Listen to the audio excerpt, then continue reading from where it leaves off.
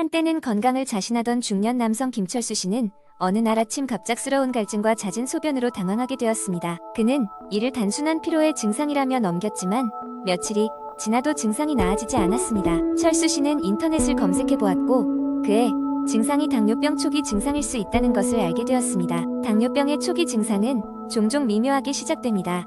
갑작스럽게 증가하는 갈증, 잦은 배뇨, 극심한 피로, 체중 감소, 또렷한 신체 시력이 흐려지는 등의 증상이 나타납니다. 철수 씨는 설마 내가? 라는 생각에 망설였지만 결국 병원을 찾기로 결심했습니다. 병원에서 실시한 혈당 검사 결과 철수 씨의 예상은 적중했습니다. 그는 당뇨병 진단을 받았습니다. 진단을 받은 후 당뇨병 관리를 위해 생활 방식을 크게 수정해야 했습니다. 가장 우선시된 것은 식습관의 변화였습니다. 그는 당분이 많이 함유된 음식과 음료를 철저히 줄이기 시작했습니다.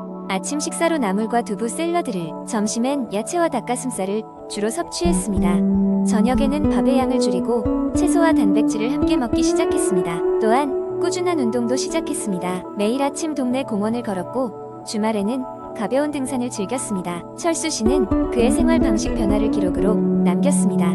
하루하루가 쌓이면서 그의 혈당 수치는 점차 안정적으로 변해갔습니다. 또한 그는 자신의 경험을 주변 사람들과 나누기 시작했습니다. 당뇨병 진단은 삶의 끝이 아니라 새로운 시작점이라는 것을 강조했습니다. 자신의 경험이 다른 사람들에게도 작은 도움이라도 될 수 있기를 바랐습니다. 많은 사람들이 당뇨병을 대수롭지 않게 여기지만 제대로 관리하지 않으면 그로 인해 심각한 합병증을 겪을 수 있습니다. 철수 씨는 의료진의 도움과 더불어 꾸준히 건강한 생활 습관을 유지하며 긍정적인 삶의 태도를 확립했습니다. 이후 철수 씨는 건강한 생활 습관 덕분에 몸의 건강을 회복하며 당뇨병의 위험을 줄일 수 있었습니다.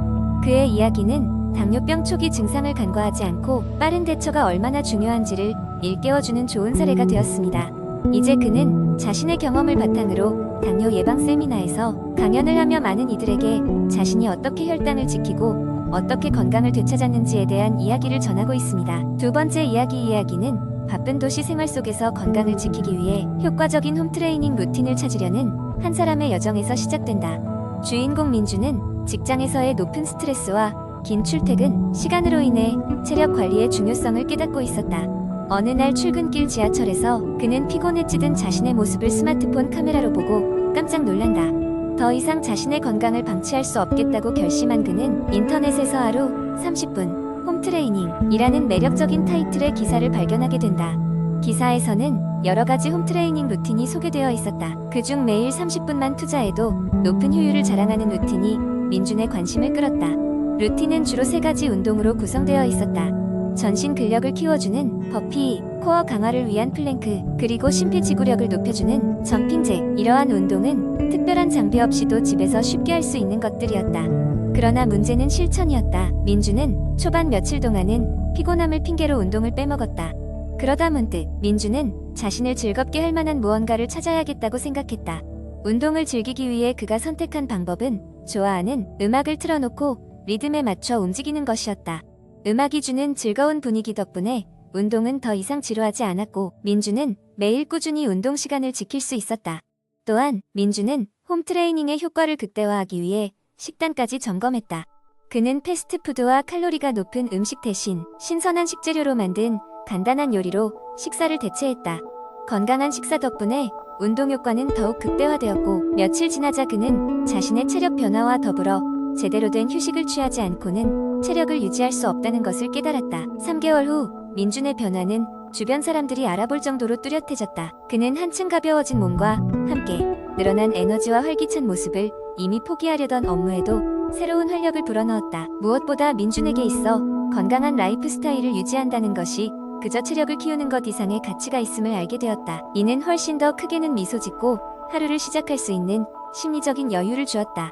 하루에 30분 효율적인 홈트레이닝 루틴은 이제 민준의 일상의 중요한 일부분으로 자리 잡았다. 꾸준함의 중요성을 깨달은 그는 이제 목표를 설정하고 한 단계 더 나아가 조깅과 같은 야외 운동에도 도전하려고 계획 중이다. 그의 이런 변화를 지켜본 친구들은 민준의 결단력에 감명받아 하나둘씩 그의 운동 루틴을 따라하기 시작했다. 민준은 이제 주변 사람들에게 건강한 변화를 이끄는 본보기가 되었다.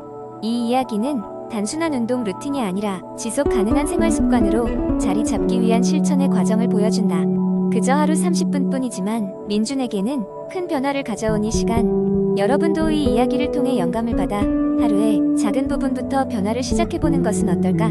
세 번째 이야기, 여기 한 남자가 있었습니다. 그의 이름은 재훈이었습니다. 재훈은 평범한 회사원이었고 늘 바쁜 일상 속에서 건강에 대해서는 크게 신경을 쓰지 않았습니다. 그러던 어느 날 인터넷을 서핑하던 그는 매일 물 2리터 마시기의 중요성에 대한 기사를 읽게 되었습니다. 그 글에서는 물을 충분히 섭취하면 피로 회복, 피부 개선, 소화 촉진 등 다양한 건강상 이점이 있다고 설명하고 있었습니다. 평소에 피부 트러블로 고민이 많았던 재훈은 이 글에 자극을 받아 물 2리터 마시기를 실천해보기로 결심하였습니다. 첫째 날, 그는 빈 상사와의 미팅에서 자리를 비울 핑계로 물을 마시기 위해 화장실을 몇 번이고 들락거렸습니다. 매일 커피 몇 잔으로 버티던 그의 몸이 이제는 물을 더 많이 받아들여야 했습니다. 불편했지만 재훈은 금방 익숙해졌습니다. 구내 식당에서 점심을 먹은 후에는 물병을 들고 산책하듯 사무실 주변을 걸어 다니며 물을 더 마셨습니다.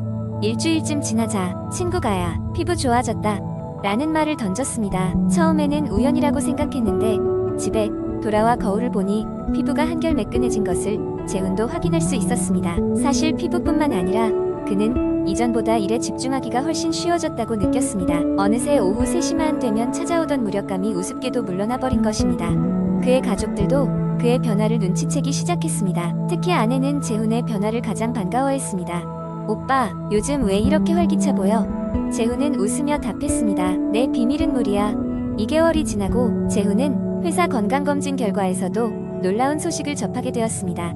혈압이 안정되었고 혈액순환도 더 좋아졌다는 결과가 나왔습니다. 체중도 눈에 띄게 줄어 있었습니다. 그제야 그는 물 2리터 마시기가 자신의 삶에 어떤 영향을 미쳤는지를 깨달았습니다.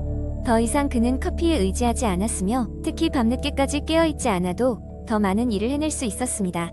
재훈은 이 간단한 건강 습관을 주변 사람들에게도 전파하기 시작했습니다. 친구들도 그의 권유로 물을 많이 마시기 시작했고 모두가 각자의 변화를 경험했습니다. 재훈의 삶은 단순히 물 2리터를 마시는 것만으로 어떻게 개선될 수 있는지를 증명하는 사례가 되었습니다. 결국 그의 이야기는 회사 전체에 퍼졌고 급기야 사내 헬스 강의에서 초청받아 매일 물 2리터 마시기의 중요성에 대해 강연하게 되었습니다. 강연을 마친 후 여러 동료들이 작은 변화로 큰 성과를 얻을 수 있다며 재훈에게 손뼉을 쳐주었습니다. 이 이야기는 사람들에게 물을 충분히 마시는 것의 중요성을 깨닫게 했고 작은 습관의 힘을 다시금 생각해보는 계기가 되었습니다. 그날 이후로 재훈과 그의 주변 사람들은 더 이상 예전의 그들이 아니었습니다. 네 번째 이야기작은 마을 엘더트리에 평범한 여인 클라라가 살고 있었다. 클라라는 많은 이들과 마찬가지로 자신의 정신건강에 대해 깊게 생각해본 적이 없었다. 그녀에게 삶은 책임, 즉 일, 가족 그리고 아침부터 저녁까지 그녀를 바쁘게 만드는 끝없는 할 일 목록에 대한 것이었다. 클라라는 지역 학교에 사서로 일했으며 동료와 학생 모두에게 사랑받는 사람이었다. 그녀의 아침은 잉크와 종이의 향기로 가득 차 있었고 오후는 아이들이 책 속에 숨겨진 새로운 세계를 발견하는 웃음소리로 울려 퍼졌다. 그녀는 일을 사랑했지만 뭔가 잘못됐다는 느낌을 지울 수 없었다. 그녀는 항상 피곤함을 느꼈지만 그것을 바쁜 일정 때문이라고 간주했다. 어느 쌀쌀한 가을 아침, 클라라는 자주 지나치던 아늑한 카페 앞에 붙은 포스터를 보았다. 무료 정신건강 워크숍에 대한 광고로 간식과 일상의 정신건강 문제를 이야기할 수 있는 안전한 환경을 제공한다고 했다. 클라라는 망설였지만 호기심과 불편한 마음이 그녀를 카페로 이끌었다. 워크숍은 작고 친밀한 분위기에서 따뜻한 태도를 가진 지역 치료사 엘레나가 이끌었다. 주제는 일상에서의 정신건강, 인식하고 돌보는 법이었다. 클라라는 엘레나가 말하는 정신건강이 신체 건강만큼이나 중요하다는 사실을 들으며 집중했다. 정신건강은 스트레스를 처리하고 타인과 관계를 맺고 선택을 하는 능력에 영향을 미친다고 했다. 세션이 진행될수록 클라라는 정신적 피로의 징후와 현대 생활의 압박, 정신건강을 방치했을 때의 영향을 배웠다. 그녀는 자신이 느낀 지속적인 피로가 단순한 육체적 피로가 아니라는 것을 깨달았다.